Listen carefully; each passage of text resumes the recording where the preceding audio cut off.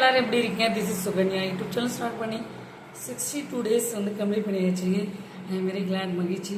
So என்னோட சேனலை முன்னே பற்றி யோசி திங்க் அபவுட் யுவர் செல்ஃப். உங்களுக்கே தெரியும், எந்த ஒரு விஷயத்தை ஸ்டார்ட் பண்ணாலும் this is my mom Padmavati உங்களை நினச்சி தான் ஸ்டார்ட் பண்ணுறேன். இன்றைக்கி ரொம்ப ரொம்ப இம்பார்ட்டண்டான வீடியோ, இம்பார்ட்டண்டான டாபிக் என்னென்னா, கேரளாவில் வந்து பார்த்திங்கன்னா ஜாப் அப்படின்னு சொல்லி, அதாவது கேரளாவை சேர்ந்த 7 மெம்பர்ஸ் ஜாப் விஷயத்தில் ஒரு ஸ்கேம் நடந்திருக்கு. வெளிநாட்டு வேலைன்னு சொல்லிட்டு அங்கே வந்து இவங்களை கூட்டிகிட்டு போயிருக்காங்க. அங்கே போய் பார்த்தா டெலிகாலர்ஸ் வேலை கொடுத்துருக்காங்க. இவங்க பாஸ்போர்ட் வீசாலாம் வந்து எல்லாத்தையும் வாங்கி வச்சுட்டாங்க. ஒன்றும் பண்ண முடியல. என்னென்னா, அந்த 7 நபரும் வந்து கேரளாவில் உங்களுக்கே தெரியும், இங்கிலீஷ் நாலேஜ் நல்லாவே இருக்கும், ஃப்ளூயன்சி இருக்கும் அவங்களுக்கு. அவங்க வந்து என்ன பண்ணியிருக்காங்க, வெளிநாட்டுக்கு போயிட்டாங்க. அந்த 7 நபருமே சேர்ந்து அங்கே போய் பார்த்தா அந்த பில்டிங்கை பார்த்தா ரொம்ப மோசமாக இருக்கான். என்னடா அது அப்படின்னு பார்த்தா டெலிகாலர்ஸ் மாதிரி நிறைய பேர் ஒர்க் பண்ணுறாங்க. பின்னாடி ரோவில் வந்து பார்த்திங்கன்னா போலீஸ் டிபார்ட்மெண்ட்டில் உண்மையான போலீஸ்லாம் எப்படி இருப்பாங்க, போலீஸ் ட்ரெஸ் போட்டுக்கிட்டே வந்து உட்காந்துருக்காங்களாம். இவங்களுக்கு வந்து தெரியலையாம். அது என்னடா அது இந்த மாதிரிலாம் இருக்காங்களே, புதுசாக இருக்குது இந்த ஆஃபீஸ் அப்படின்ட்டு. அங்கே போய் பார்த்தா நீங்கள் வந்து எம்எல்எம் மாதிரி ஒரு கம்பெனி, அதாவது ஒரு கமிஷன் பேஸ்டு வந்து பார்த்திங்கன்னா நிறைய பேர் வந்து ஏமாத்துகிற மாதிரி ஒரு கம்பெனி. இது உங்களுக்கு நல்லா தெரிஞ்சிச்சு. ஆகா, நம்ம வந்து லாக் ஆகிட்டோம், 7 பேரும் மாட்டிக்கிட்டோம், இந்த வேலையில் எங்களுக்கு இன்ட்ரெஸ்ட் இல்லைன்னு சொல்லியிருக்காங்க. உடனே மேனேஜர்கிட்ட போய் பார்த்தா மேனேஜர் வந்து உங்களுக்கு இந்த வேலை பிடிக்கலையா, இன்னொரு இடம் நான் வந்து உங்களை அனுப்புகிறேன், அங்கே இன்னொரு கம்பெனி இருக்குதுன்றாராம். என்னங்க பண்ணுறது, இங்கேருந்து கூட்டிகிட்டு போகிறாங்களே. இந்த இடத்துல என்ன திரும்ப நடந்திருக்கு, அந்த 7 பேரோட மொபைலை வந்து வாங்கி வச்சுருக்காங்க. அந்த 7 பேர் மொபைலை வாங்கி வைக்கும்போது ஒரு நபர் மட்டும் 2 மொபைல் வச்சுருக்காரு. அந்த 2ல் ஒரு மொபைலை ஷூ சாக்ஸ்குள்ளே ஒழி வச்சுருக்காரு, அதாவது மறைமுகமாக வச்சுருக்காரு மொபைலை. அதனால் தப்பிச்சார். இவர் வந்து வேலைக்கு போயிட்டு வீட்டுக்கு கால் பண்ணலை. வீட்டில் இருக்கவங்களுக்கு சந்தேகம் வந்துருச்சு. இந்த 7 பேர் வந்து சேர்ந்து போயிருக்காங்க. இவங்க வந்து ஃப்ரெண்ட்ஸு, அவங்களாம் வந்து பார்த்தா ஃப்ரெண்ட்ஸுன்றதுனால வந்து தப்பிச்சுக்கிட்டாங்க. உடனே அந்த ஒரு நபர் மட்டும் தெரியாமல் அவங்க ரெஸ்ட் ரூம் போயிட்டு இன்டிமேஷன் கொடுத்துருக்காங்க. அந்த 2 மொபைல் வச்சுருக்க ஒரு நபர் மட்டும், நாங்கள் ஜாபில் வந்து மாட்டிக்கிட்டோம், எங்களை ஏமாத்துறாங்க, மோசடி பண்ணுறாங்க, ஸ்கேம் பண்ணுறாங்க, இந்த வேலையை பண்ணணுன்றது எங்களுக்கு ஆர்டர் கொடுக்குறாங்க, எங்களுக்கு விருப்பம் இல்லை, நாங்கள் சொல்லிட்டோம், இங்கேருந்து எங்களை வந்து காப்பாற்றுங்கன்னு சொல்லி வீட்டுக்கு அவங்க சொல்லியிருக்காங்க. இருந்தாலும் இந்த வீட்டில் இருக்கவங்களுக்கு தெரியல என்ன கம்பெனி, எந்த இடத்துல இருக்காங்கன்றதை எதுவுமே கண்டுபிடிக்க முடியல. ஃபோன் வேறு நாட்டுச்சபில் இருக்குது. என்ன பண்ணுறதுனே அவங்களுக்கு ஒன்றும் புரியல. இந்த மாதிரி ஒரு இன்சிடெண்ட் நடக்கும்போது சரி ஓகே, இந்த திரும்ப வந்து இன்னொரு கம்பெனியில் வேலை இருக்குன்னு சொல்லி அங்கே கூட்டிகிட்டு போகிறாங்க. டிரைவர் ஒருத்தர் கேப் மாதிரி அரேஞ்ச் பண்ணியிருக்காங்க. ஒரு டிரைவரு திரும்ப இதே 7 பேரையும் ஒரே காரில் ஏற்றிட்டு போயிட்டு என்ன பண்ணுறாரு, அந்த பில்டிங்க்கு இன்னொரு பில்டிங்கில் வேலை இருக்குது அப்படின்னு சொல்லிட்டு போகிறாங்க. அங்கே போய் பாருங்கள் அந்த வேலை உங்களுக்கு பிடிச்சிருக்கான்ட்டு. உடனே இவங்களும் போகிறாங்க. போனது அந்த டிரைவர் வந்து பார்த்திங்கன்னா, டிரைவர்கிட்ட இவங்க சொல்கிறாங்க, எங்களுக்கு ரொம்ப பசிக்குது, ஏதாவது ஒரு ஷாப் பார்த்து நிறுத்துங்க, இல்லை ஒரு ஹோட்டல் ரெஸ்டாரண்ட்டை பார்த்து நிறுத்துங்கன்றாங்க. இவரும் மனசு கேட்காது, சரி சாப்பாடு தானே செய்கிறாங்கன்ட்டு நிறுத்திருக்காரு. நிறுத்தினவுடனே ஓட்ட முடிச்சிட்டாங்க 7 பேரும். அங்கேருந்து ஓடி இருக்காங்க தப்பிச்சிட்டு. இவர் விடலை, கார் தானே வச்சுருக்காரு, காரில் போய் ஸ்பீடாக போய் பிடிச்சிட்டார் அவர் அந்த 7 பேரையும். என்ன இந்த மாதிரி திருப்பா ஓடுறீங்க, என்ன காரணம்னு கேட்கும்போது, பிரதர் நாங்கள் வெளிநாட்டுக்கு வேலைக்காக வந்தோம், இங்கே வந்து பார்த்தா எங்களை ஏமாற்றிட்டாங்க, இந்த மாதிரி வந்து நடந்துட்டுருக்குன்னு கம்பெனி டீட்டெயில்ஸ்லாம் ஷேர் பண்ணுறாரு, எங்களை எப்படியாவது காப்பாற்றுங்க ப்ளீஸ், நாங்கள் எப்படியே போயிடுறோம் அப்படின்றாங்க. இந்த டிரைவருக்கு ஒன்றும் முடியல. பாருங்கள், நான் வந்து கேப் வச்சுருக்கேன், எனக்கு கேபுக்குரிய அமௌண்ட் கொடுக்கலன்னா என்னை விட மாட்டாங்க கம்பெனியில், நீங்கள் கொடுக்குற மாதிரியா இருந்தால் நான் ஹெல்ப் பண்ணுறேன் உங்களுக்கு அப்படின்னு சொல்லி இந்த டிரைவர்கிட்ட பேசி அமௌண்ட் கொடுத்து இவங்க வந்து ஏர்போர்ட்டில் ட்ராப் பண்ணிவிட்டு தப்பிச்சு இவங்க வந்திருக்காங்க. பார்த்துக்கோங்க எந்த மாதிரி ஒரு இன்சிடெண்ட் நடந்திருக்குங்க. மக்களே, ரொம்ப மோசடி கும்பல்கள் அதிகமாகிட்டுருக்கு. நாம்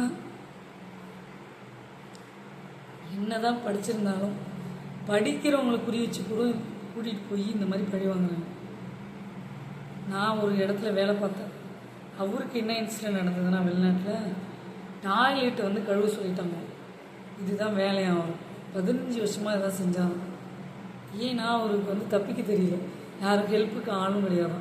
ஸோ அதனால் வெளிநாட்டுக்கு வேலைக்கு போகிற மாதிரி இருந்தால் தயவு செய்து அங்கே ஒரு நபர் யாராவது வேலை பார்த்தவங்கள்ட்ட வெரிஃபை பண்ணிவிட்டு இந்த ஏஜெண்ட் எல்லாம் கரெக்டாக இல்லை மோசடி கும்பலா ரொம்ப டீசெண்டாக வந்து தான் நுனி நாக்கில் இங்கிலீஷ் பேசி தான் நம்மளை கவுக்குவாங்க, ஏமாற்றுவாங்க. ரொம்ப டீசெண்டாக இருப்பாங்க ஆளுங்கள்லாம் பார்த்தா. இந்த மாதிரி ஆட்கள் தான் மெயினாக குறி வச்சு எல்லாத்தையும் தாக்குறாங்க, தூக்குறாங்க. இது உண்மையாக நடந்த சம்பவம். இது நியூஸில் வந்ததுங்க. இது வந்து எதுக்கு நான் உங்களுக்கு ஷேர் பண்ணுறேன்னா, என்னுடைய ஆடியன்ஸ் இந்த மாதிரிலாம் இருக்கணும், விழிப்புணர்வோட அவேர்னஸோடு இருக்கணும், என்னுடைய மக்கள் உஷாராக இருக்கணும், என்னுடைய ஆடியன்ஸ் உஷாராக இருக்கணுன்றதுக்காக தான் நான் பதிவை ஷேர் பண்ணுறேன். நீங்கள் வெளிநாட்டுக்கு போகும்போது அந்த நபர் அந்த கம்பெனி உண்மையாக அது ரிவ்யூஸ் பாருங்கள். ஏமாற்றுவாங்க. வெப்சைட்டே இவங்கள க்ரியேட் பண்ணுற ஒரு ஆப்பர்ச்சுனிட்டிலாம் இருக்குது. ஏமாந்துடாதீங்க. ஸோ கூகுளில் சர்ச் பண்ணிங்கன்னா எல்லா டீட்டெயில்ஸ் வரும். அங்கே போய் பார்த்தா கம்பெனியே இருக்காது. ஸோ அந்த மாதிரிலாம் இருக்குது. உங்கள் ஏஜென்ட் கரெக்டாக அமௌண்ட் வைஸ் போகிறீங்களா, சர்டிஃபிகேட் வைஸ் போகிறீங்களா, அக்ரிமெண்ட் வைஸ் போகிறீங்களா, பாஸ்போர்ட்லாம் வாங்கி வச்சுக்கிற மாதிரி ஒரு இன்சிடென்ட் நடக்குது, ஒரிஜினல் சர்டிஃபிகேட்லாம் சப்மிட் பண்ண சொல்லி சொல்கிறாங்களா. உங்கள் வீட்டில் இருக்கவங்கள்ட்ட நீங்கள் சொல்லுங்கள், என்ன கம்பெனிக்கு போகிறீங்க, என்ன கம்பெனி நேமு, எந்த ஏரியா, இதெல்லாம் இன்டிமேஷன் கொடுங்க. அவங்களுக்கும் தகவல் தெரியணும். தெரியாமல் ஒன்றும் புரியாது. இங்கே இருக்கவங்க எப்படிங்க காப்பாற்ற முடியும்? யோசிச்சு பாருங்கள்.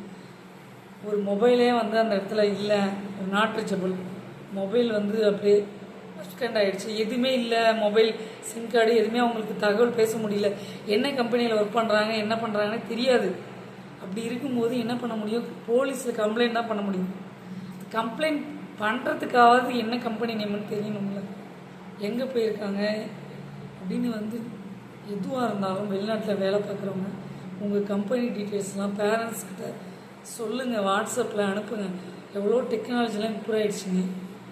நீங்கள் ஒரு அவேர்னஸ் க்ரியேட் பண்ணுற மாதிரி அவங்களுக்கு சென்ட் பண்ணுங்கள்.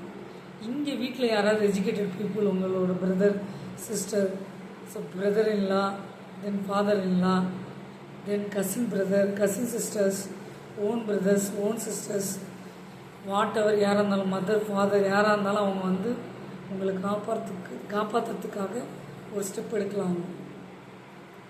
நாம் கம்ப்ளைண்ட் பண்ணுறோன்னா ப்ரூஃப் வந்து கேட்பாங்க. அதுக்கு நம்ம எல்லாத்தையும் சொல்லணும் இல்லைங்களா? நம்மள்ட்ட எந்த ப்ரூஃப் இல்லைன்னா எப்படி அவங்க கண்டுபிடிப்பாங்க? டிலே ஆகும்.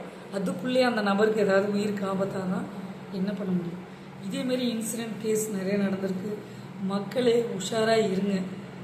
நிறைய வந்துங்க பாருங்கள், சோஷியல் மீடியாவில் கவர் ஸ்டோரின்னு அந்த ஸ்டோரியில் வந்து போடுறாங்க. நிறைய வந்து உண்மை சம்பவத்தை பிகின் உட்ஸில் போடுறாங்க. நியூஸஸ் சேனலில் சன் நியூஸ், பாலிமர் சேனல்ஸ், இந்த மாதிரி Q7 டிவி நியூஸஸ், இதெல்லாம் உண்மை சம்பவத்தை தான் போடுறாங்க. நிறைய பேர் நியூஸை வந்து பாருங்கள், 10 மினிட்ஸ் ஒதுக்கி. அப்படி இல்லையா, யூடியூப் சேனல் பார்க்குறீங்களா? ஸோ இந்த மாதிரி அவேர்னஸ் வீடியோஸ், ஏதாவது மோட்டிவேஷன் வீடியோ, நீங்கள் உஷாராக இருக்கணுன்றதுக்காக தான் இந்த பதிவை நாங்கள் வெளியிடுறோம். புரியுதுங்களா? உன்னை பற்றி யோசித்தீங்க போடி வருஷம். நீங்கள் போல்டாக இருக்கணும், உஷாராக இருக்கணும் மக்களை. அதுக்காக வேண்டி தான் நாங்கள் இந்த பதிவை வெளியிடுறோம். எங்களுக்கு தெரிந்த உண்மை சம்பவத்தை உங்களுக்கும் தெரியப்படுத்துகிறோம். தெரிந்தவங்க விட்டுருங்க, தெரியாதவங்க தெரிந்து கொள்ளுங்கள் அப்படின்றதுக்காக தான். மக்களே உஷாராக இருங்க, விழிப்புணர்வோடு இருங்க. நிறைய பேருக்கு நிறைய ஸ்கேம் நடக்குது. யாரை நம்புறதுன்னே தெரியல. ஒரு சில இடத்துலலாம் போலீஸே உடந்தையாக இருக்கிறாங்க. ஆமாம், இப்போ வந்து பார்த்தீங்களா, பட்ட பகலில் பெங்களூரில் ஏடிஎம் இந்த இன்சிடெண்ட் தான் நான் பேசியிருந்தேன் நேற்று கூட. கொள்ளையர்கள் வந்து இங்கே பாருங்கள், ஆர்பி ஆஃபீஸர் அதிகாரி மாரி வந்து அப்படியே ஒரு பாலத்தில் வந்து ஹீட் பண்ணி அப்படியே கடத்திட்டு போயிருக்காங்க. 7.11 crores ஏடிஎம் பணம் வைக்க போகிற அந்த வண்டியை மடக்கி ஆர்பி அதிகாரி மாதிரி இவங்க வந்து பேசி பாலத்தில் மீட் பண்ணி அதிகாரி மாதிரியே நடந்துக்கிட்டு அந்த வேனில் இருந்தவங்களாம் கீழே இறக்கி விட்டுட்டு, பாதுகாப்பாக இருந்த அந்த காவலர்கள் அவங்களையும் வந்து கீழே இறக்கி விட்டுட்டு, துப்பாக்கி வச்சுருந்தாலும் எது வச்சுருந்தாலும் கீழே இறக்கி விட்டுட்டு பணத்தை வந்து அப்படியே ட்ரான்ஸ்ஃபர் பண்ணிக்கிட்டு போலீஸ் ஸ்டேஷனில் வந்து பணத்தை வந்து நீங்கள் வாங்கிக்கிங்க, ஜஸ்ட் நாங்கள் வந்து வெரிஃபை பண்ணுறோம் அப்படின்னு சொல்லி ஏமாற்றி ஆர்பிஐ அதிகாரி மாரி ஏமாற்றி பணம் பறிமுதல். அதுவும் இந்த உலகத்தில் இப்படிலாம் ஏமாறுறாங்க பாருங்கள். எவ்வளோ பேர் படிச்சுட்டு உண்மையாக இருந்தாலும் நேர்மையாக இருந்தாலும் செக்யூரிட்டி பர்பஸ் ஏமாத்துறதுக்குன்னு ஒரு கும்பல் இருக்குது. 2 விஷயம் உலகத்தில், ஏமாறுறவங்க ஏமாத்துறவங்க. வந்த அதிகாரியோட ஐடி கார்டு வாங்கி செக் பண்ணியிருந்துருக்கலாம், ஒரு ஃபோன் பண்ணியிருக்கலாம். நீங்கள் பேங்க்குக்கு நீங்கள் எடுத்துகிட்டு வந்தீங்களா அமௌண்ட்டு ஏடிஎம் மிஷின்லேருந்து, அந்த பேங்க்குக்கு ஃபோன் பண்ணி இவங்க வந்தவங்க உண்மையான வந்து ஒரு ஆளாவது கேட்டிருக்கலாம். இப்படி ஏமாந்தாங்க அந்த கும்பல்கிட்ட. பட்ட பகலில், நைட்டில் கூட இல்லை, பட்ட பகலில் இந்த இன்சிடெண்ட் ஒரு பிரிட்ஜ் மேலே நடந்திருக்கு, ஒரு பாலத்து மேலே நடந்திருக்கு. ஸ்டாப் பண்ணி நிறுத்தி காரில் ட்ரான்ஸ்ஃபர் பண்ணியிருக்காங்க. அந்த பணம் ஃபுல்லாக இன்னொரு காருக்கு ட்ரான்ஸ்ஃபர் பண்ணியிருக்காங்க. சிலர் காய்ஸ் எதுவும் சொல்கிறதுக்கு இல்லை. தயவு செய்து மக்களை விழிப்புணர்வோடு இருங்க, அவேர்னஸோடு இருங்க, மக்களை உஷாராக இருங்க. உன்னை பற்றி யோசித்தீங்க படி வருஷம் நீங்கள் எல்லா இன்ஃபர்மேஷன் தெரிஞ்சு வச்சுக்கணும். ரொம்ப ஜாக்கிரதையாக இருக்கும். இந்த உலகத்தில் பணம் சம்பாதிக்கிறதே கஷ்டமாக இருக்கும், அதை தக்க வைக்கிறதே அதை விட கஷ்டமாக இருக்கும்.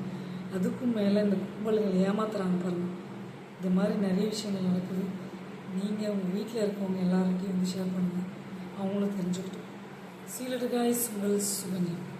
லைக் பண்ணுங்கள், ஷேர் பண்ணுங்கள், சப்ஸ்கிரைப் பண்ணுங்கள், பக்கத்தில் இருக்க பெல் பட்டனை கிளிக் பண்ணுங்கள். அப்போ தான் நாங்கள் போடுற போய் வரும் உங்களுக்கு நோட்டிஃபிகேஷன் ஆகும். சீலட் காய்ஸ் உங்கள் சுகன்யா.